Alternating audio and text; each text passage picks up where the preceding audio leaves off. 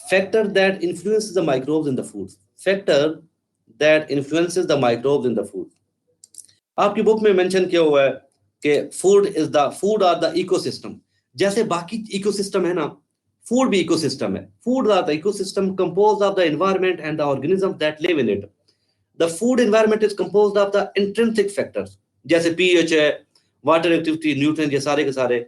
और intrinsic factors, extrinsic factor कौन कौन से हैं, जैसे टेम्परेचर है, ये सारे के सारे हैं। तो ये सारे के सारे मैनिपुलेट करने पड़ते हैं अगर हमने फूड को प्रिजर्व करना है। तो अगर मैं आपको जैसे कहूं कि आपने कोई भी फूड का सैंपल लेना है, तो आपकी बुक में एग्जांपल दी हुई है कि भाई एक फूड के सैंपल के अंदर, एक फूड का सैंपल है, उसके अंदर आपने टोटल नंबर ऑफ बैक्टीरिया जो है वो आपने डिटरमिन करने हैं। ठीक है, वो आप कैसे डिटरमिन करेंगे भाई, क्योंकि उसके अंदर टोटल नंबर ऑफ बैक्टीरिया बहुत ज्यादा होते हैं। ठीक है, तो हम डायरेक्ट उसका सैंपल लेके उसके बैक्टीरिया काउंट नहीं कर सकते। उसके लिए हमें क्या करना पड़ता है, हमें डाइल्यूएंट लेना पड़ता है। पहले सैंपल को होमोजेनाइज करने के बाद हमें डाइल्यूएंट लेना पड़ता है और हमें डाइल्यूशन बनानी पड़ती है। यही चीज वो कर रहा है, limitation of enumeration and detection of the matter. एक होता है एनुमरेट करना, एनुमरेट और डिटेक्ट दो अलग चीज होती हैं। एनुमरेट का मतलब होता है काउंट करना, काउंट करना, और डिटेक्ट का मतलब होता है यस या नो, डिटेक्शन, डिटेक्शन। आप ये देखते हैं बिजली आ रही है या नहीं आ रही, आप वो वहां पे क्या लगाते हैं, टेस्टर लगाने के बाद आप ये डिटेक्ट कर लेते हैं कि आइदर इन केबल के अंदर बिजली आ रही है नहीं आ रही। This is the detection. एक होता है एनमरेशन, आपने टोटल काउंट करनी है भाई, कितनी अमाउंट आ रही है, कितने किलोवाट आ रही है, या किसी फूड के सैंपल के अंदर कितने नंबर ऑफ बैक्टीरिया है, उसको हम एनमरेशन कहते हैं। यहाँ पे देखें, ए फूड का सैंपल आया तो सबसे पहले क्या की, उसने डाइल्यूशन की। बैक्टीरिया के हाई नंबर थे, तो हमने उनको क्या किया, this sample contain -10 million anaerobes, इतने बैक्टीरिया। तो हम क्या करेंगे, डाइल्यूशन कर लेंगे, -1, -2, -3, -4 एंड -5। फिर उसने हर प्लेट में से, हर टेस्ट ट्यूब में से एक प्लेट, हर टेस्ट ट्यूब में से, ये पहला सैंपल था, इसमें से एक ये सैंपल लगाया, ये सैंपल लगाया। अब देखिए जो जो डाइल्यूट करते गए हैं, कुछ पे आए हैं बैक्टीरिया, कुछ पे बहुत ज्यादा आए, गिनने के काबिल ही नहीं है, गड बड हो गए। कुछ पे आए और आखिरियों पे बिल्कुल नहीं आए। ऐसे ही है ना। तो हमने वो वाली डाइल्यूशन सीरीज लेनी है जिसमें 25 से 250 या 30 से लेके 300 तक बैक्टीरिया मौजूद हो, हमने उनको ले लेना है अपने लिए। ठीक है, तो पहला है टोटल प्लेट काउंट। ये आपको ये वाला क्या है, टोटल प्लेट काउंट। ये है एरोबिक इंक्यूबेशन का, क्लियर हो गया। ये टोटल प्लेट काउंट अगर एन एरोबिक इंक्यूबेशन, ये है बियर्ड पार्कर एगर पे। अब देखिए ये इससे आपको पता क्या चला, मैंने जो पिछले लेक्चर में आपको ये बताया है कि ये जो स्टैंडर्ड प्लेट काउंट मेथड है, इसमें टेक्निक सारी की सारी चीज सेम है। मैंने यहाँ पे मीडिया सेम था और इस लाइन में भी मीडिया सेम था, सिर्फ और सिर्फ वो इंक्यूबेशन कंडीशन को चेंज किया है। मैंने एरोबिक इंक्यूबेटर यूज किया तो यहाँ पे एरोबिक काउंट आ गया। यहाँ पे मैंने एनएरोबिक इंक्यूबेटर यूज किया तो यहाँ पे एनएरोबिक काउंट आ गया। यहाँ पे देखें, यहाँ पे पढ़ के देखें, आपके पास बुक भी है, वहां पे भी देख सकते हैं।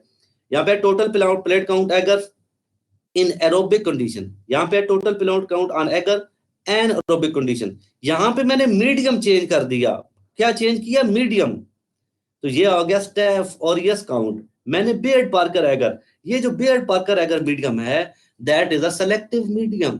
What is the selective medium? Selective medium is that support a specific kind of the meat bacteria but retard the growth of the other kind of the bacteria. Since the Beer Parker agar is a selective medium, it support only and only the growth of the Staph aureus. The growth of the other bacteria will be automatically retarded. और यहाँ पे देखें, पहले के ऊपर तो बहुत ज्यादा थे, अगली एक ही प्लेट के ऊपर सारे के सारे स्टैफ आ गए और आगे आपको स्टैफ उस पर नजर ही नहीं आया। क्लियर हो गया आपको? ये जो स्लाइड है, ये इंपॉर्टेंट स्लाइड है। ठीक है, all the method based on the plate count and pure culture microbiology have the same limitation. अब ये देखें, द प्लेट काउंट, अब ये इसको पढ़िएगा, सारा कुछ आप गएगा। The plate count assumes that every cell forms one colony and that every colony originates from only one cell. इसमें कोई साइंस नहीं है। The ability of a given cell to grow to the size of a microscopic colony depend upon the many things. These include the cell physiological state. वो जो bacteria है वो healthy form में है, उसको जिसके मीडिया के ऊपर ग्रो कर दिए हैं वो मीडिया ऐसा है जो उसको सपोर्ट कर रहा है, या वो टेम्परेचर जिसके ऊपर आपने इनक्यूबेट किया है वो सपोर्ट कर रहा है, या वो बैक्टीरिया एरोबिक कंडीशन को लाइक करता है, या वो बैक्टीरिया एनएरोबिक कंडीशन को लाइक करता है। ये सारे फैक्टर डिटरमिन करेंगे कि वो बैक्टीरिया किसी प्लेट के ऊपर ग्रो करेगा या नहीं। So figure 2.1 illustrate the concepts of the plate counting. Plate counting क्या होती है? Qualitative detection. जैसे मैंने स्टैफ एरियाज का आपको बताया, that is the qualitative detection, quality को बता रहा है कि उसके अंदर स्टैफ किधर है। And the most probable number methodologies, most probable आपको मैंने नहीं बताया, वो आपको मैं थोड़ी देर में बताता हूँ। आगे चले, यही चीज दोबारा मैंने आपको, ये अब देखें, इससे क्लियर और कुछ नहीं हो सकता इससे कि ये आपको सेपरेट प्लेट का मेथड बता रहा है कि आपने, आपके पास सैंपल आया, उसको आपने डाइल्यूट किया, डाइल्यूट करने के बाद हर प्लेट के ऊपर उसको वो किया। यहाँ पे बैक्टीरिया काउंट करने के काबिल ही नहीं थे, इसके ऊपर 159 थे, इसके ऊपर 17 और 2, इनको यूज ही नहीं कर सकते। इसका डिल्यूशन फैक्टर क्या था? 10 टू रेज पावर 3। बैक्टीरिया के नंबर कितने थे? 159। इसको आप मल्टीप्लाई करें 10 टू रेज पावर 3 के साथ, तो ये आपके पास टोटल नंबर ऑफ बैक्टीरिया आ गए। यानी आपने टोटल नंबर ऑफ बैक्टीरिया कैसे फाउंड करने हैं? The number of the colonies found on the plate multiply the dilution factor. तो ये देखें, 109 बैक्टीरिया थे, डाइल्यूशन फैक्टर क्या थे? 10 टू रेज पावर 3। इससे आपने मल्टीप्लाई कर दिया, दूसरे लफ्जों में 1.59 हो गए, मल्टीप्लाई 10 टू रेज पावर 5। ठीक है, डाइल्यूशन करते क्यों है? ये डाइल्यूशन है 100 का है, माइनस 10 टू रेज पावर 2। 3 का मतलब होता है उसके अंदर 1000 है, 5 का मतलब है इकाई, दहाई, सैकड़ा, हजार, 10,000, 1 लाख बैक्टीरिया है, और 10 टू द पावर 6 का 10 लाख, और 10 टू द पावर 9 का, इसी तरीके से आगे बैक्टीरिया बढ़ते जाते हैं। प्लेट काउंट, ये सारे का सारा आपको मैंने थ्योरी में वैसे पढ़ा दिया है। अब आपने यहाँ पे इसकी रीडिंग करनी है। The food sample is the first homogenised into 1 into 10 weight by volume in a buffer to give to 10-fold dilution। फिर आगे उसकी आप और सीधे डाइल्यूशन बना लेते हैं, फिर आप उसको स्पेसिफिक टेम्परेचर पे इंक्यूबेट करते हैं, ठीक है, और फिर आप प्लेट काउंट वो कर लेते हैं। ये सारी की सारी स्टोरी है जो आपने खुद दो पढ़नी है। द एनारोब्स, एरोबिक, ये एनारोब वो होते हैं जिनको ऑक्सीजन, वो ऑक्सीजन की, एनारोबिक वो बैक्टीरिया होते हैं जो ऑक्सीजन की मौजूदगी को पसंद ना करें, which are present in high number are not detected because they can't grow in the presence of the air। Aerobic वो होते हैं जिनको ऑक्सीजन पसंद है, एनारोबिक वो है जिनको ऑक्सीजन पसंद नहीं है, उसके अंदर ग्रो नहीं करेंगे। So bacteria that grow only below 15 might be good predictor of the refrigerated milk shelf life। ठीक है, कुछ बैक्टीरिया होते हैं जो 35 पे ग्रो करते हैं, कुछ हैं जो लो टेम्परेचर पे ग्रो करते हैं, तो इसके लिए आपको मुख्तलिफ कंडीशन पे बैक्टीरिया को ग्रो करना पड़ता है। So staph aureus which can make you sick, इसको भी आप डिटरमिन कर सकते हैं। सिर्फ क्या करें, उसका अपना मीडियम दे दें जो कि बेयर्ड पार्कर रैकर है। तो प्लेट काउंट से बहुत सारे काम किए जा सकते हैं। सेपरेट प्लेट काउंट किया जा सकता है, क्वालिटेटिव टेस्ट किया जा सकता है, एरोबिक प्लेट काउंट मेजर किया जा सकता है, एनएरोबिक बैक्टीरियल काउंट किया जा सकता है। ठीक है, सेलेक्टिव और डिफरेंशियल मीडियम ये भी आपको मैं करवा चुका हूँ। ये वाला लेक्चर अब आपके लिए हलवा है, ये तो कहेंगे आप कहेंगे सर ये तो सन पहले ही आंदा है। The concept of selective medium is a relatively simple. Some ingredients of the medium helps the growth of the target bacteria or inhibit the growth of the bacteria other than the target bacteria।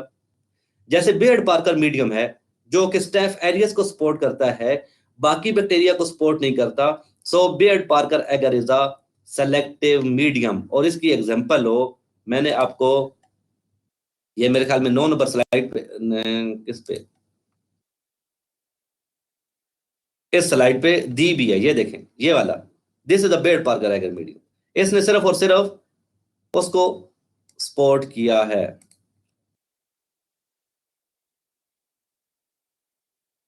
So in the case of the Baeyer medium, Lithium chloride, glycine, and telluride allow the staph aureus to grow while suppressing a large number of other organisms. In addition, the staph aureus colonies are a distinctive black color. उसके साथ साथ वो उसको अलग भी कर देती हैं, distinctive, इसलिए इसको हम differential medium भी कहते हैं. So Baird Parker Agar medium is a selective as well as the differential medium. समझ आ गई? तो एक मीडियम सिलेक्टिव भी हो सकता है एट ए टाइम और डिफरेंशियल भी हो सकता है. कैसे? कि बेड पार्कर एगर ने एक सिर्फ स्टेफ ऑरियस की ग्रोथ को सपोर्ट किया, इसलिए ये हो गया सिलेक्टिव. फिर इसने इसकी बेस पे कॉलोनी की जो मॉर्फोलॉजी है वो भी क्लियर हो गई, इसलिए हम इसको डिफरेंशियल मीडियम भी कह देंगे. However, target organism that are injured, इसके अलावा एक और चक्कर भी होता है. However, target organisms that are injured may be killed by the selective agent. In addition, the selective medium are not entirely selective. बाद का दूसरे बैक्टीरिया को भी वो उसके ऊपर थोड़े बहुत ग्रो कर जाते हैं. ये स्टेफ ऑरियस देखें, स्टेफ ऑरियस का बेड पार्कर एगर मीडियम है और उसकी कॉलोनीज बिल्कुल ब्लैक नजर आ रही है. ठीक है, ये साल्मोनेला का है.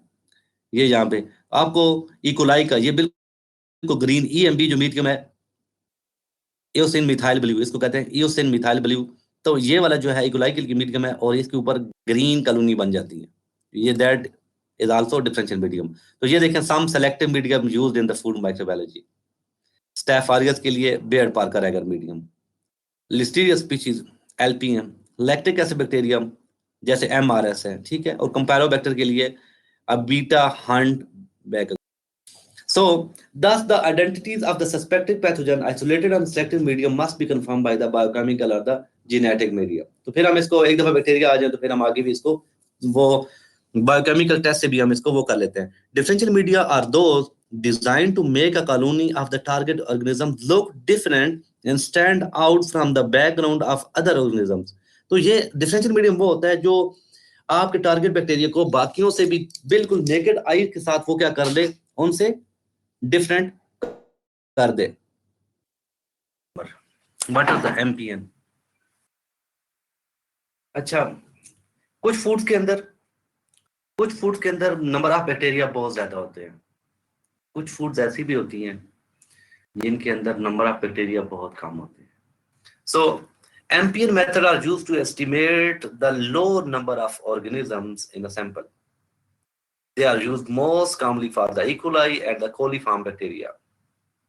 Mostly, the most probable number method is applied for the beverages or the drinks where the total number of the bacteria are very few. So, selective agents are added to broth medium. Broth medium कौन सा होता है? जो liquid medium is called broth medium. ठीक है.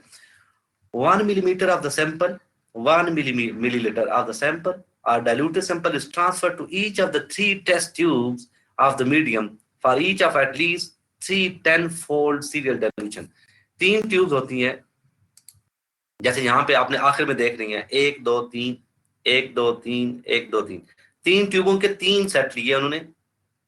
और पहले वाले को गौर से देखें, पहले वाले में उन्होंने 0.1 ml वो डाला. अगली 3 ट्यूब के सेट में 0.0 ml, इस 0.1 ml का टाइम डाइल्यूट कर दिया और फिर आखिरी में 0.001 ml डाला. तो 3 ट्यूबों के 3 सेट लिए, 3 ट्यूबों के 3 सेट लिए. पहली ट्यूब में 0.1 ml सैंपल डाला, दूसरी में 0.01 डाला और तीसरी में 0.001 डाला. यहां पे भी वही है. अब ये देखें, पहले में आप तीन ट्यूबें और तीनों में 0.1 0.0, जैसे इसमें देखें, इसमें वो डाल रहा है 10 ml सैंपल, इसमें 1 ml सैंपल और इसमें 0.1 ml sample. Both are the same thing. 0.1 डालें, 0.01 डालें, 0.001 डालें. आपने 10 टाइम डाइल्यूट करते जाना है. ठीक है. और यहाँ पे धुरम ट्यूब रखते हैं, जो उल्टी सी नजर आ रही है ना, इनको हम धुरम ट्यूब कहते हैं. धुरम ट्यूब्स, इनमें अगर बैक्टीरिया गैस फॉर्म करे तो वो भी पता चल जाता है. ठीक है. तो होगा क्या कि इन 3 ट्यूब का हम एवरेज निकालेंगे कि अब ये देखें, आपने पहले में 0.1 डाला हुआ था, फिर 0.01 था और 0.001 था, ठीक है। अब लेट्स सपोज ये वाले जो तीन थे, पहले वाले तीन थे, तीनों के तीनों पॉजिटिव थे। क्या थे ये तीनों के तीनों? ब्लू कलर शो कर रहा है कि ये सारों के अंदर बैक्टीरिया, उन्होंने ना कलर चेंज कर दिया या गैस प्रोडक्शन कर दी उनके अंदर, ठीक है। मीडियम का कलर चेंज कर दिया या गैस प्रोडक्शन कर दी। यहां पे भी दो के अंदर तो वो हो गई चेंज, एक के अंदर मीडियम ऐसे का ऐसा रहा, और यहां पे भी तीन में से दो, एक में वो बैक्टीरिया ग्रो नहीं किया, दो में ग्रो हो गया। तो हमारे पास रिजल्ट आ गया 3, 2 और 2। सही है। यानी हमने तीन ट्यूब के दो दो तीन सेट बनाए, और सारों में पहले में 0.1 डाला, दूसरे में 0.01 डाला, और फिर में तीसरे में 0.001 ml डाला। हमने देखा कि इनमें से कितनी ट्यूब पॉजिटिव होती है। हमारे पास पैटर्न आया 3, 2 और 2। तो इस 3, 2, 2 को फिर हमारे पास, जैसे आप लॉगरिथम के टेबल देखते हैं ना 9वीं 10वीं में, एग्जैक्टली हमारे पास ना एमपीएन का टेबल मौजूद होता है। हम एमपीएन के टेबल के पास वो जो 3, 2, 2 है उसको हम जाके मैच कर लेते हैं। 3, 2, 2, तो इसके अंदर सामने बैक्टीरिया हैं, एमपीएन पर ग्राम कितने होंगे? 210। अगर आपके पास आ जाए 3, 2, 2, तो एमपीएन पर ग्राम आते हैं 210। तो आपको पता चल गया कि वाटर के अंदर, in that specific sample of the water, the total number of the microbial load was 210 per gram. Important terminologies on use of the heat in the food: D value, Z value, and the F value. Decimal reduction time, D value. D is the time. D value होती क्या है? D value is basically the time required at any temperature to destroy the 90% of the spores or the vegetative cells of a given organisms. यानी कितना time require हो कि अगर 100 bacteria मौजूद हो तो उसमें से 90 बैक्टीरिया मिल जाएं, किल हो जाएं, और बाकी 10 रह जाएं।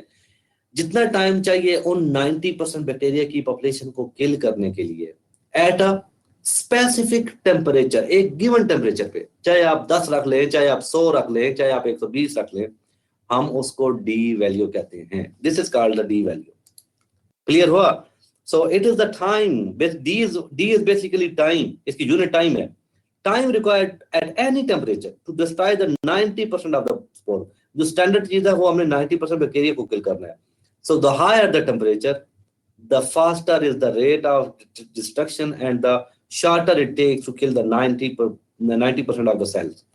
यानी जितना टेम्परेचर एलिवेटेड होगा उतनी जल्दी 90% पॉपुलेशन किल हो जाएगी। तो अगर हमने डी वैल्यू को कम करना है तो हमें टेम्परेचर को इंक्रीज करना पड़ेगा। फॉर एग्जांपल 120 पे डी वैल्यू क्लोस्ट्रिडियम के लिए 1 मिनट है, 115 पे 4 मिनट है, and at 110 degree centigrade it's 10 minutes. जो टेम्परेचर कम होता है डी वैल्यू बढ़ती जाती है। 110 पे 90% पॉपुलेशन को किल करने के लिए 10 मिनट चाहिए, 115 पे 90% पॉपुलेशन को किल करने के लिए क्लोस्ट्रिडियम को 4 मिनट चाहिए, और क्लोस्ट्रिडियम की पॉपुलेशन 120 डिग्री सेंटीग्रेड पे किल करने के लिए 90% को खत्म करने के लिए जस्ट 1 मिनट चाहिए। So the larger the initial number of the vegetative cell or the spore, the longer it will take to destroy the 90% of the spore. यानी दूसरा जो डी वैल्यू डिपेंड करती है वो इनिशियल लोड पे depend करती है। जितना इनिशियल लोड हाई होगा उतना आपको ज्यादा टाइम लगेगा उसको किल करने के लिए। तो ये हो गई डी वैल्यू। फिर है जी वैल्यू। मैंने सिर्फ आपको जो आपके साथ रिलेटेड है ना, आपकी बुक में डी वैल्यू और जी वैल्यू दी, आप पढ़ेंगे तो आप समझेंगे पता नहीं ये डी वैल्यू किस बला का नाम है और जी वैल्यू क्या है। G value is the number of the degrees, ये आप ये टेम्परेचर की बात है। जो जी वैल्यू है इसकी यूनिट डिग्री है, डिग्री सेंटीग्रेड है। So it's the number of the degrees the temperature has to increase in the order to reduce the thermal death time 10 fold. Thermal death time वही जो आपको मैंने बताया डी वैल्यू, ये है कि कितना टेम्परेचर इंक्रीज किया जाए, कितना टेम्परेचर इंक्रीज किया जाए कि थर्मल डेथ को 10 फोल्ड डिक्रीज किया जाए, इसको हम जी वैल्यू कहते हैं। The Z value is relatively constant and depends very little upon the environment. For spores of the bacteria, the Z value used is 10 degrees centigrade. The spore killing effect of heat treatment can be expressed as a function of the temperature and the time the material has been exposed to that heat. For example, When it takes 1 minute to kill the 90% of the remaining spores at 120, it will take 10 minutes to obtain the same effect at 110, and it will take the 100 degrees centigrade. फिर होती है enrichment technique. Enrichment technique ये होती है कि बात का ये होता है कि आपका टारगेट होते हैं पैथोजेनिक बैक्टीरिया. आपका टारगेट क्या है? Pathogenic bacteria. अब पैथोजेनिक बैक्टीरिया ने अरबों बैक्टीरिया के अंदर, पैथोजेनिक बैक्टीरिया के नंबर कम होते हैं. पैथोजेनिक बैक्टीरिया ने अरबों बैक्टीरिया में अपने आप को स्पोर का अपने आप को छुपा के रखा हुआ होता है. तो हम जो स्टैंडर्ड प्लेट काउंट या एरोबिक प्लेट काउंट या जो आपके साथ मैंने पहले काउंट के मेथड पढ़ाए हैं, जब हम उनसे करते हैं वो हमें तो नहीं पता चलता कि ये मौजूद है या नहीं मौजूद. तो इन बैक्टीरिया को जैसे जीरो टॉलरेंस है, जैसे साल्मोनेला टाइफी के लिए ना, साल्मोनेला टाइफी के लिए जीरो टॉलरेंस है. जीरो टॉलरेंस का मतलब ये है कि 25 ग्राम सैंपल में कोई भी एक भी साल्मोनेला का बैक्टीरिया नहीं आना चाहिए आपकी प्लेट के ऊपर. आपने 25 ग्राम का सैंपल टेस्ट किया, so there is zero tolerance for the E. coli. Similarly, there is a zero tolerance for the Salmonella typhi, क्योंकि ये बैक्टीरिया एक्सट्रीमली डेंजरस हैं और हमने ये देखना होता है कि क्या कोई फूड इन बैक्टीरिया से फ्री है या नहीं. तो अब इनकी डिटेक्शन की जाती है. मैंने आपको पहले बताई थी, मैं आपको पहले पढ़ा चुका हूँ एनमरेशन, अभी मैं आपको पढ़ा रहा हूँ डिटेक्शन. जो एनरिचमेंट टेक्निक है, एनरिचमेंट टेक्निक बेसिकली ये है कि हम ना जो इंजर्ड बैक्टीरिया या उनको डिटेक्ट करने के लिए, या जो साल्मोनेला हैं, जो एक्सट्रीमली पैथोजेनिक बैक्टीरिया हैं, एक्सट्रीमली डिजीज काजिंग हैं, डेथली बैक्टीरिया हैं, उनको क्या करते हैं हम, उनके नंबर बहुत कम होते हैं. अब उनको डिटेक्ट करने के लिए हम उनको ऐसा माहौल देते हैं कि हम उनको प्री एनरिच करते हैं. उनको पहले उनके नंबर को बढ़ाते हैं, खुद बढ़ाते हैं. सेलेक्टिव एनरिचमेंट करके हम उनको उसके अंदर ये फूड का सैंपल लगाते हैं और कुछ घंटों के लिए उसको ग्रो करते हैं कि अगर वहां पे कोई साल्मोनेला मौजूद है तो उसके नंबर बढ़ जाए. फिर उसका जो अपना सिलेक्टिव एगर मीडियम होता है उसके ऊपर डिटेक्ट करते हैं.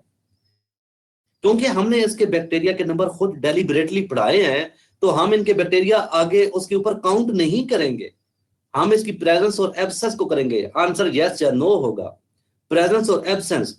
तो डिटेक्शन में या बिजली आ रही होती है या बिल्कुल नहीं आ रही, या खत्म, या जीरो, या करंट आ रहा है या नहीं आ रहा. तो exactly in a similar way detection में या यस या नो का जवाब होता है भाई. ठीक है, तो अब आपको क्लियर हो गया. एनरिचमेंट टेक्निक में ये होता है कि वो वाले बैक्टीरिया जिनके नंबर बहुत कम होते हैं या वो बैक्टीरिया जो इंजर्ड होते हैं, उनको पहले ऐसा माहौल दिया जाता है कि उनके नंबर को बढ़ाएं. उनके नंबर को बढ़ाने के बाद हम उनको एक स्पेसिफिक जो सिलेक्टिव मीडियम है उसके ऊपर जाके देख लेते हैं कि वो मौजूद है या नहीं मौजूद, यस या नो में जवाब दिया जाता है. ठीक है, अब इसको पढ़ें. It is very difficult to find one Salmonella organism hiding among a million of the other bacteria.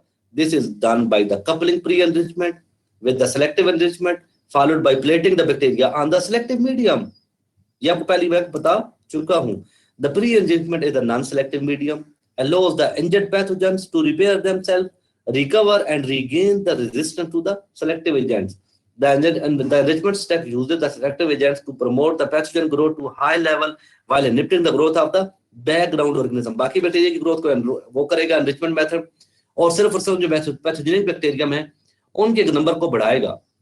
और जब वो बढ़ जाएंगे तो फिर हम जो उसका अपना सिलेक्टिव मीडियम होगा उसके ऊपर ग्रो करके देखेंगे. Then it is possible to isolate the pathogen on a selective agar and confirm the identity of the colony using the other method. फिर आप उसको जो PCR है या एलाइजा है वहां पे जाके आप उसको चेक भी कर सकते हैं कि वो मौजूद भी था या नहीं मौजूद था. Value derived from the plate count are also influenced by these factors. जो इंजर्ड बैक्टीरिया हैं उनका भी बिहेवियर डिफरेंट हो जाता है. उन्होंने यहाँ पे क्या हुआ कि table 2.3 state these point by providing D55 value, the time required to kill the 90% of the population at 55 degrees centigrade for Listeria monocytogenes with the thermal histories. उसने कहा है इस वाले टेबल में ना, आप ये देखें, उसने ना, इस साइंटिस्ट ने किया क्या, इसने ये देखा है कि मुख्तलिफ मीडियम के अंदर बैक्टीरिया की जो रेजिस्टेंस है वो भी चेंज हो जाती है. ठीक है, उसने एक था TSA वाई मीडियम, एक था MC bright medium. TSA hide medium में हीट शॉक जो थे, एक कुछ बैक्टीरिया को उसने हीट शॉक दिया और कुछ को हीट शॉक को नहीं दिया। ठीक है, जो हीट शॉक थे टीएसआई मीडियम में हीट शॉक 18.17 जो है, और वो जो थे हीट शॉक नहीं किए गए थे वो 8.8 ग्रो हुई है, और यहाँ पे हीट शॉक 9.5, और यहाँ पे वो एनोरोबिक में ये देखें इनका भी वो मुख्तलिफ था। तो यहाँ पे वो पॉइंट जो इंक्लूड करने की कोशिश करता है कि जो मुख्तलिफ मीडियम के ऊपर जो है बैक्टीरिया की ग्रोथ जो है वो रिकवरी है उसका रेट जो है वो डिफरेंट हो सकता है। फिर है इंजरी। इंजरी क्या है? इंजरी और otherwise non-culturable cells cannot form colonies on the petri dishes. They do exist and can cause illness. Injured bacteria वो होते हैं वो फिलहाल गरीब ग्रो नहीं कर पा रहे, लेकिन अगर आपने इंजर्ड बैक्टीरिया वाला फूड सैंपल खा लिया और आपके स्टोमक में जाके उसको फेवरेबल कंडीशन मिलेगी तो वो बैक्टीरिया वहां पे ग्रो कर जाएगा और आपको डिजीज काज कर लेगा। तो हम इंजर्ड बैक्टीरिया को भी फूड के सैंपल के अंदर डिटेक्ट करने के लिए वही करते हैं कि हम ऐसा उनको वो देते हैं, पहले हम इंजर्ड बैक्टीरिया को ऐसा मीडियम देते हैं कि वो रिकवर करें। ठीक है, जब रिकवर हो जाएंगे तो फिर हम उनको आगे काउंट कर लेते हैं, फिर हमें पता चल जाता है वो वाकई इसके अंदर तो इंजर्ड बैक्टीरिया भी थे। तो इंजर्ड बैक्टीरिया बाद माइक्रोबायोलॉजी वाले भूल जाते हैं और सिंपल मीडियम के अंदर आते नहीं है, और हम कहते हैं कि इसके अंदर कोई ऐसा मसला कोई नहीं है। जब आगे कंज्यूमर खाता है फूड तो उसको डिजीज हो जाती है। तो बात का इंजर्ड बैक्टीरिया जो है इसको भी अपने ज़हन में आपको रखना चाहिए। सो injury is a complex process influenced by the time, temperature, the concentration of the injurious agent, the strain of the target pathogen, the experimental methodology, and the other factors. For example, a standard sanitizer test may suggest that sanitizer kills the Listeria cells. However, cell might be recovered by using the Listeria repair broth. अगर आप इसी को वो sanitiser वक्ती तौर पर उसको इंजर कर दिया, ग्रो नहीं हो रहे, लेकिन आप लिस्टीरिया रिपेयर ब्राथ में उसको जब करेंगे तो आपको पता चलेगा नहीं वो तो सिर्फ इंजर थे, तो वो दोबारा ग्रो कर गए, किल नहीं हुए थे। सैनिटाइजर ने उनको किल नहीं किया था, इंजर्ड किया था सिर्फ। So injured cells die as the exposure time and sanitiser concentration increase. ज्यादा एक्सपोजर टाइम हो, ज्यादा हाई कंसंट्रेशन हो तो वो किल भी हो जाएंगे। So cells subjected to mild stress are plated on a rich non selective medium and on a selective medium containing the 6% of salt. So the difference between the population of the cell able to form the colonies on the two media, ठीक है, that is when the injured cells of population on selective medium and can grow on the non-selective medium then, ठीक है। तो students who have difficulty working with the logs can solve this। ये आपको मैंने आपको log का concept पहले दे चुका हूँ। Media for recovery of the injured cells are often specific for a given bacteria or the stress condition. Injury is important to food safety for several reasons. एक तो ये है, if injured cells are classified as dead during heat resistance determinations, the effect of heating will be overestimated. ठीक है, and the resulting heat process will be ineffective. फिर दूसरा क्या है, in injured cells that are escape detection at the time of post processing sampling may repair themselves before the food is eaten and cause the illness. अब देखें दो point है यहाँ पे, एक ये है कि if injured cells are classified as dead during heat resistant determination, तो हीटिंग का जो ओवर एस्टिमेटेड है वो आपके ऊपर वैसी लॉस है, आप हमें ज्यादा देर के लिए उसको हीट करते रहे। और दूसरा है कि इंजर्ड सेल अगर बच गया तो फिर आपको डिजीज भी कॉज कर सकता है। ये दो लिहाज से ये इंपॉर्टेंट है। तीसरा पॉइंट क्या है, the selective agent may be a common food ingredient such as salt और ऑर्गेनिक एसिड और even sub optimal temperature. For example, Staph aureus cell injured by acid during the sausage fermentation. अब देखें, Staph aureus cell injured by acid during the sausage fermentation में acid बनता है, उसने Staph aureus को इंजर कर दिया। लेकिन इसको अगर टिप्टिक सोया एगर पे ऊपर करें तो ये वहां पे दोबारा ग्रे कर देगा। So these injured cells can repair themselves in a sausage if held at 35 degrees centigrade and then grow and produce the एंटीरोटॉक्सिन। तो ये जो एंटीरोटॉक्सिन है एक्सट्रीमली लीथल है। ठीक है, तो आपको सिंपल बताने का मकसद ये है कि जो इंजरी है उसके लिहाज से भी आपको पता होना चाहिए कि ये वाले बैक्टीरिया भी आपको प्रॉब्लम काज कर सकते हैं फूड माइक्रोबायोलॉजी में। Viable but non culturable, viable but non culturable bacteria जिंदा हैं लेकिन आपके ऊपर आपकी मीडियम के ऊपर ग्रो नहीं करते। सो साल्मोनेला ये वाले bacteria can exist in state in which they are viable but can not be cultured by the normal method. So the differentiation of the vegetative cell into a dormant VNC state is survival strategy for many nuns।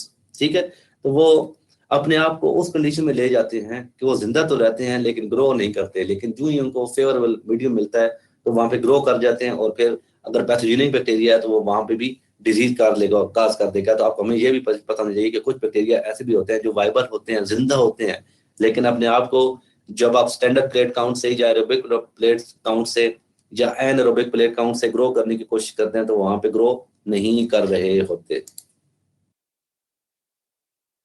आपकी book में एक जो section है वो इस lecture का भी complete हो गया। आगे आपका एक मेजर है factor affecting the growth of the microbes. कौन से फैक्टर हैं जो माइक्रोब की ग्रोथ को अफेक्ट करते हैं? ये चीजें आपको मैं वन वे या अदर वे कुछ ना कुछ आपको बता चुका हूँ, हम इनको थोड़ा सा और डिटेल में डिस्कस कर लेते हैं। ये जो आउटसाइड जो इन्वायरमेंटल फैक्टर है हम उनको इंट्रिंसिक फैक्टर कहते हैं। जो इंट्रिंसिक फैक्टर है जो जहां पे बैक्टीरिया सर्वाइव कर रहा है, जैसे मीडियम की अपनी पीएच, मीडियम की अपनी वाटर एक्टिविटी, वहां पे जो न्यूट्रिएंट मौजूद हैं, वहां पे जो पोटेंशियल है उनका, और बायोलॉजिकल स्ट्रक्चर, ये सारे के सारे अफेक्ट करते हैं बैक्टीरिया की ग्रोथ को। ये भी पूरा क्वेश्चन बात पर आ जाता है। एक होता है टेम्परेचर की बेस पे। टेम्परेचर की बेस पे bacteria can be classified as, कुछ बैक्टीरिया होते हैं साइक्लोफाइल्स जो लो टेम्परेचर पे ग्रो करते हैं, जैसे 15, कुछ जो यीस्ट है वो माइनस पे भी ग्रो कर जाती हैं। उसके अलावा मीजोफिलिक्स वो 25 से 40 डिग्री सेंटीग्रेड पे ग्रो करते हैं। उसके अलावा थर्मोफिलिक जो एक्सट्रीमली हाई टेम्परेचर पे ग्रो करते हैं। तो इसकी टेम्परेचर के भी बैक्टीरिया को मुख्तलिफ में किया जा सकता है। इसलिए हम जब इंक्यूबेटर को, कुछ इंक्यूबेटर हमने 37 पे लगाए होते हैं, कुछ इंक्यूबेटर, यानी जब आप एरोबिक प्लेट काउंट भी करते हैं तो तब भी आपको ये बैक्टीरिया का इस क्लास का भी ख्याल रखना चाहिए। सो दूसरा है ऑक्सीजन रिक्वायरमेंट। कुछ बैक्टीरिया होते हैं जिनको स्ट्रिक्ट और ऑब्लिगेट एनारोब, इनको पक्की गल है ऑक्सीजन चाहिए होती है। फिर है स्ट्रिक्ट एनारोब जिनको बिल्कुल ऑक्सीजन नहीं चाहिए होती, वो बिल्कुल ऑक्सीजन की मौजूदगी में बिल्कुल ग्रो करती ही नहीं है। फिर होता है facultative anaerobe, can shift their metabolism, कभी ऑक्सीजन की प्रेजेंस और मौजूदगी दोनों में।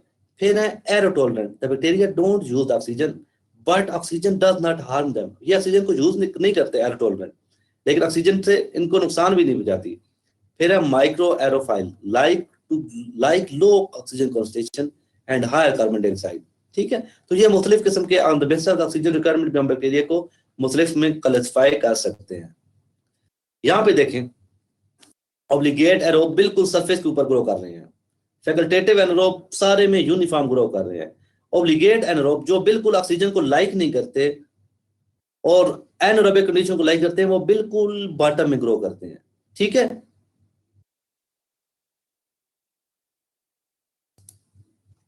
एक्सटेंसिव फैक्टर में interaction between the microbe.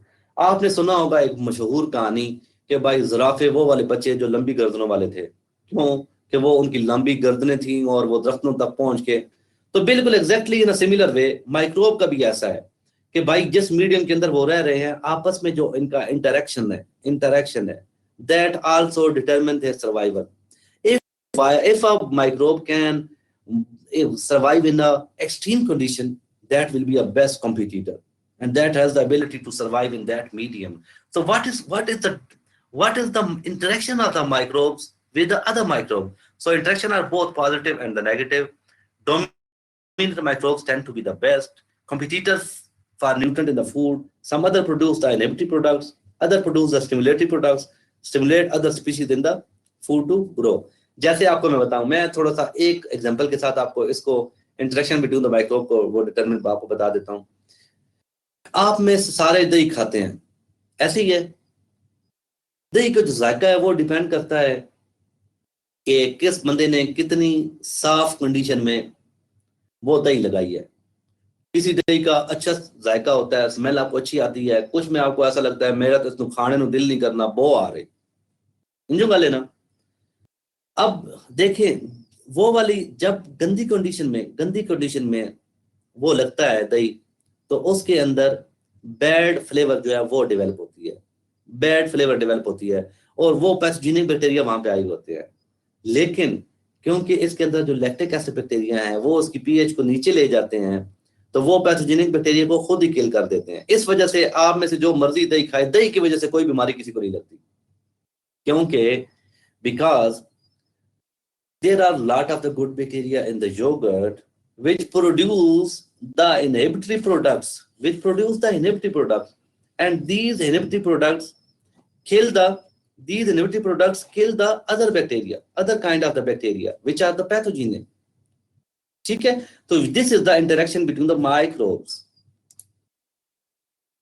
Intrinsic factor में पीएच है, एस्टोफाइल जो लो पीएच पे सर्वाइव कर जाए, इसका मतलब है सारे बैक्टीरिया लो पीएच पे सर्वाइव नहीं करते। न्यूट्रोफाइल जो न्यूट्रल पीएच को लाइक करे, और अल्कली फाइल जो कि उस पे। तो ये आप जो बैक्टीरिया एसिडिक पे सर्वाइव करते हैं वो बेसिक पे सर्वाइव नहीं कर पाएंगे, जो न्यूट्रल पे सर्वाइव करते हैं वो बेसिक पे एसिडिक पे सर्वाइव जाके नहीं करेंगे, ऑटोमेटिक किल हो जाएंगे। फिर एक और जो इंट्रिंसिक फैक्टर में रेडॉक्स पोटेंशियल होता है, कुछ बैक्टीरियम जो है, रेडॉक्स पोटेंशियल क्या होता है? ऑक्सीडेशन में क्या होता है?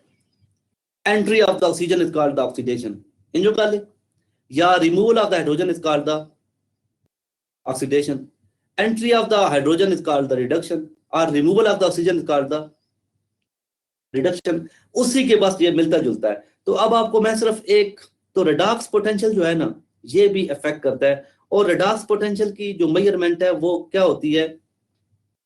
The redox potential of a medium is a measure of the medium's overall ability to reduce or oxidize reference to the hydrogen electrode. The major thing, मैं आपको सिर्फ एक rule of thumb याद रखें, the major thing here is that aerobes need a more oxidizing environment. अगर आपके bacteria aerobic हों तो उनको ऑक्सीडाइजिंग एनवायरनमेंट चाहिए, अगर आपके बैक्टीरिया हों एनएरोबिक उनको रिड्यूसिंग एनवायरनमेंट चाहिए। तो ये भी अफेक्ट करता है बैक्टीरिया की ग्रोथ को। फिर आगे चलते हैं इंट्रिंसिक फैक्टर। इंट्रिंसिक फैक्टर में अगला है water activity.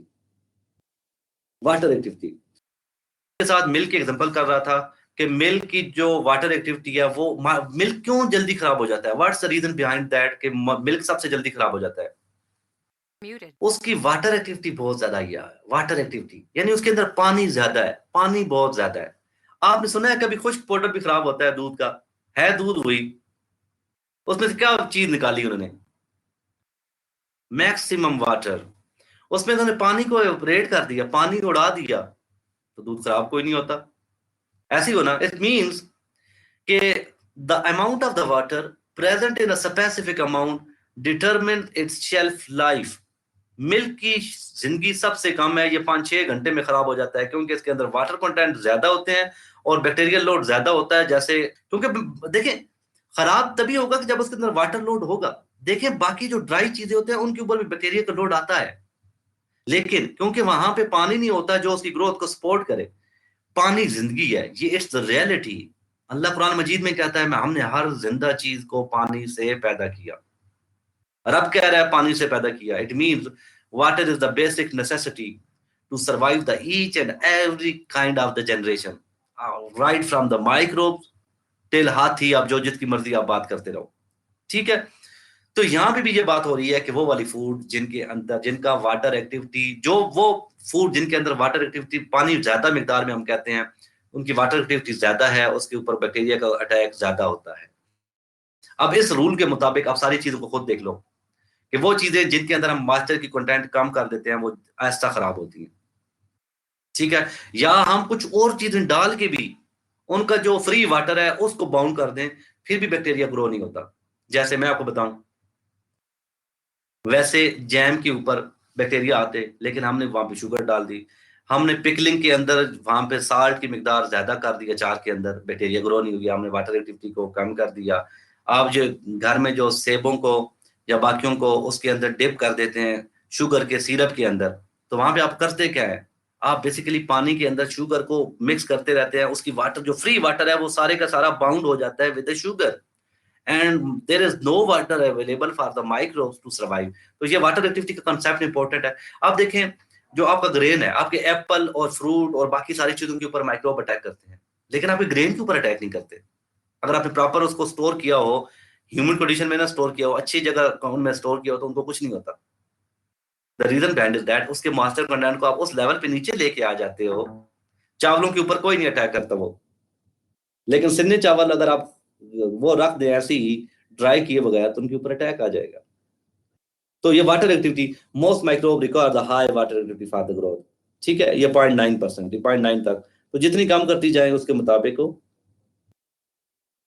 When water activity gets below the minimum for the growth, cell begin to die due to the osmotic damage, which can be brought about by damage to the cell membrane, damage to the cell membrane proteins, damage to the cytoplasmic enzymes. So food are classified as water activity. Very high moisture food, जैसे मैंने milk का बताया, very high moisture food 0.9 to 0.95, intermediate moisture food 0.6 to 0.9, and low moisture food 0.61 से कम वाली। ठीक है, तो in classification के मुताबिक इनके ऊपर इनका अटैक आता है का। सो न्यूट्रिशन, न्यूट्रेंट, जो न्यूट्रेंट है वो खुद भी फैक्टर है। मैंने आपके साथ डिटेल में डिस्कस किया कि मुख्तलिफ बैक्टीरिया की न्यूट्रिएंट्स कम है, कोई किसी को आयरन चाहिए, किसी को जिंक चाहिए, किसी को क्या चीज ज्यादा, विटामिन ज्यादा चाहिए, किसी को क्या चीज ज्यादा चाहिए। वैसे न्यूट्रिशन में ये 4-5 चीजें तो चाहिए होती हैं सारों को। कार्बन चाहिए होती है, नाइट्रोजन चाहिए होती है, सल्फर, फास्फोरस, ये सारे के सारे चाहिए होते हैं, इसके बगैर सर्वाइव नहीं किया जा सकता। ठीक है, तो ये सारे के किसी को कम ज्यादा हो सकता है लेकिन चाहिए सारों को, तो ये भी डिटरमिन करता है बैक्टीरिया की ग्रोथ को। फिर है उसके अलावा वाइटामिन, आपको पता है ना, हमें भी वाइटामिन चाहिए, उनको भी वाइटामिन चाहिए। तो vitamin is an organic substance that organisms require in small amount and that is typically used as a coenzymes. उसके अलावा many bacteria make their own, but some are required in the mediums. Microbes living in the human intestine manufacture the vitamin K. आपके पास जो good bacteria हैं, probiotic, जो चंगे bacteria है ना, जो आपकी ग्रोथ को वो करें, प्रमोट करें, हेल्थ को, ठीक है, कुछ आपके लिए अच्छी चीजें बनाएं, हम उनको प्रोबायोटिक कहते हैं। ठीक है, health beneficial bacteria called the probiotic. ये आजकल के बच्चों के इन्फेंट फार्मूला के अंदर उन्होंने ऊपर लिखा होगा प्रोबायोटिक। ठीक है, उसका नाम लिखा होगा बायोफिटोबैक्टीरियम या लैक्टोबैसिलस एसिडोफिलस या और भी बैक्टीरिया है बहुत सारे, एल्काजाई वगैरह। तो जो प्रीबायोटिक है वो उनकी फूड है। जो प्रोबायोटिक की ग्रोथ को प्रमोट करने के लिए फूड होती है उसको प्रीबायोटिक कहा जाता है। प्रोबायोटिक बैक्टीरिया हैं, उनकी जो फूड है उसको प्रीबायोटिक। तो अगर आप दोनों लें, प्रोबायोटिक और साथ उनकी फूड भी ले लें, तो आपके गट में जाके वो बैक्टीरिया आपके इंटेस्टाइन के साथ अटैच होंगे। फूड भी आपने से दे दी, यानी प्रीबायोटिक भी आपने दे दिया, जैसे इनुलिन हो गया या बाकी कुछ डाइटरी फाइबर हो गए, वो प्रीबायोटिक है बेसिकली। तो वो वहां पे जाके ग्रो आपके वो करेंगे, तो फिर आपके लिए विटामिन के भी प्रोड्यूस करेंगे। तो ठीक है, मुख्तलिफ बैक्टीरिया जो आपकी इंटेस्टाइन के साथ अटैच, बच्चों की इंटेस्टाइन के साथ अटैच होते हैं, जितने भी हेल्दी पीपल है उनकी इंटेस्टाइन के साथ अटैच होते हैं। जब हम बच्चों को एंटीबायोटिक देते हैं तो ये हमारे, क्योंकि एंटीबायोटिक को नहीं पता, एंटीबायोटिक या एंटी का मतलब होता है अगेंस्ट, बायोटिक मीन जिंदगी, जिंदगी के अगेंस्ट वाली मेडिसिन जो हम लेते हैं उसको नहीं पता कि मैंने पैथोजेनिक को मारना है या गुड बैक्टीरिया को, फ्रेंडली बैक्टीरिया को मारना है, वो सारों को भड़का देती है। तो फिर आपका डाइजेस्टिव सिस्टम डिस्टर्ब होता है। दैट्स द रीजन कि इन्फेंट को डॉक्टर एंटीबायोटिक देने से वो कर रहे होते हैं, अल्लाह ताला की जात ने उसकी मदर से उसको गुड बैक्टीरिया की एक पूरी लाट दी हुई होती है, वो उसकी हाजमे को या उसके जो प्रॉपर जो गट की फंक्शनिंग है उसको मदद कर रही होती है। वहां पे कुछ ऐसे बैक्टीरिया हैं जो उसके लिए विटामिन के भी प्रोड्यूस कर रहे होते हैं। ठीक है, कुछ बैक्टीरिया हैं जो डाइजेशन में उसको हेल्प कर रहे होते हैं, तो उनको भी साथ वॉश अप कर देता है। इसलिए डॉक्टर अवॉइड कर रहे होते हैं कि बच्चों को हम जो एंटीबायोटिक है वो ना दे। तो एनी वो टॉपिक दूसरी तरफ चला गया। तो विटामिन चाहिए होते हैं और कुछ विटामिन आपके लिए बैक्टीरिया भी प्रोड्यूस कर रहे होते हैं। सर्टेन ट्रेस एलिमेंट ये भी आपको मिकदार में चाहिए होते हैं बैक्टीरिया की ग्रोथ के लिए। हर्डल टेक्नोलॉजी क्या है? ये सारे इंट्रिंसिक फैक्टर और एक्सट्रिंसिक फैक्टर को वेरी स्मार्टली आप इस्तेमाल करें कि बैक्टीरिया फूड प्रिजर्व हो जाए, safe and sound food and user तक पहुंच जाए। ये सबसे पहले लिसनर ने ये वाला वो दिया था। ठीक है, ठीक है, हम हर्डल टेक्नोलॉजी क्या? Hurdle technology is the use of the, ये जितनी भी आपको मैंने हर्डल बताई हैं, चाहे उनके न्यूट्रन को कम कर दें, पीएच को कम कर दें, उसको स्मार्ट वे। एक हर्डल है, मैंने आपके साथ बताया कि वाटर एक्टिविटी में सिर्फ हमने दूध के लिए सिर्फ एक हर्डल इस्तेमाल की कि हमने उसकी मॉइस्चर कंटेंट को सारे को वो कर दिया, एवेपोरेट कर दिया।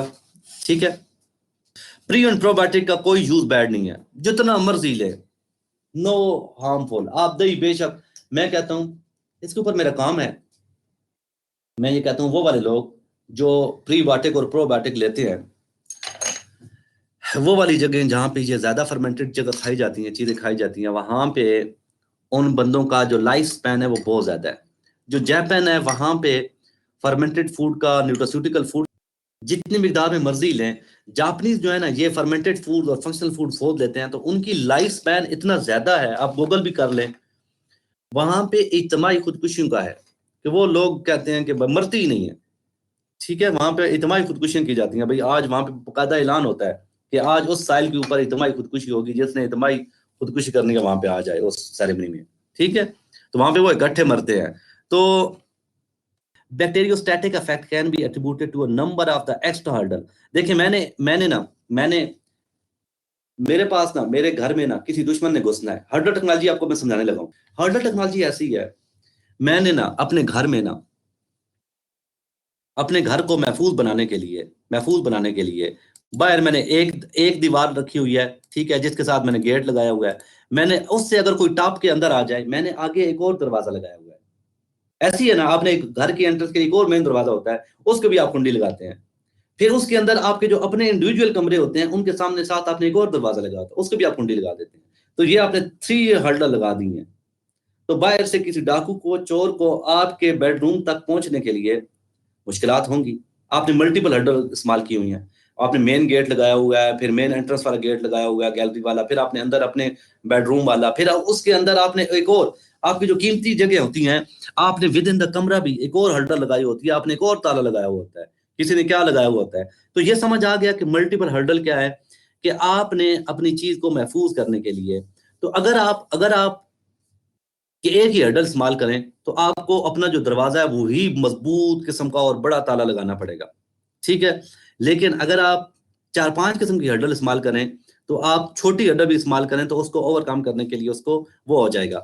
तो हम एक हर्डल इस्तेमाल करें तो हमें पीएच हो सकता है बहुत नीचे तक लेके जानी पड़े, तो तब हमें उन बैक्टीरिया से जान छुड़ा पाए जो लो पीएच पे सर्वाइव करते हैं।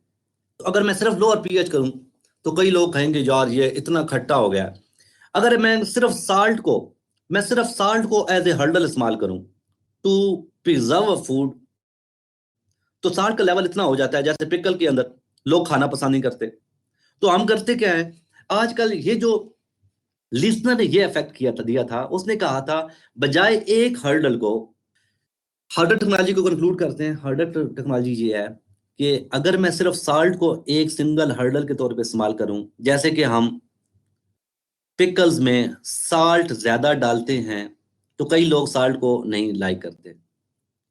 तो वैरायटी ऑफ पीपल को उसको एक्सेप्टेबल करने के लिए लीसनर ने ये कहा कि एक बड़ी हर्डल इस्तेमाल करने के लिए बजाय, जैसे आप पीएच यूज करते हो या साल्ट करते हो, आप मल्टीपल छोटी छोटी हर्डल इस्तेमाल कर लो। This is called the hurdle technology. So lowering of the pH, lowering the water activity in सारों को। So the use of the multiple environmental factors, such as the pH, salt concentration, temperature, to inhibit the microbial growth is called the Hurdle technology. Hurdle technology is becoming an increasingly popular preservation strategy. The Leisner Hurdle techniques implies the intelligent combination of different hurdles or preservation techniques to achieve the multi-target mild but reliable preservation effects. So, other technology provides a framework for combining a number of milder preservation technique to achieve an enhanced level of product safety and the stability. So, some of the preservative hurdles, such as the pH 4.6 for botulism, are just too big. So, they can stop the microbes alone. Many times alone, it does not work. फिर हम उसके साथ को क्या कर लेंगे? Under optimal condition of 30, pH 6.5 and water activity 0.9, the population grows rapidly to high level. तो हम उसके साथ कोई और फैक्टर भी लगा लेते हैं। ये देखें, अगर मैं एक ही हर्डल इस्तेमाल करूं तो मुझे ये बहुत ऊपर तक लेके जानी पड़ेगी, और अगर मैं मल्टीपल इस्तेमाल करूं, ठीक है, तो मैं कम भी इस्तेमाल करूं तो वो उसको ओवरकम किया जा सकता है। So dropping the pH 5.5 slow down the organism little. Dropping the temperature 50 has a greater but still not very large effect. When the pH and temperature both are dropped, there is much greater effect. दोनों का इकट्ठा का, ठीक है, तो cumulative effect हो, तो this is called the cumulative effect. तो देखें, एक ही कर रहे थे तो कितने दिनों के लिए प्रिजर्व हो रहा था? टाइम पर इन डेज, 5-6 दिनों के लिए प्रिजर्व हो रहा था। जब हमने इकट्ठा किया तो ये इतने दिनों के लिए जाके फूड हो प्रिजर्व हो गए। यहां पे भी देखें, the Leistner hurdle technique engineered into the food safety products employs the intelligent combination of the different hurdle।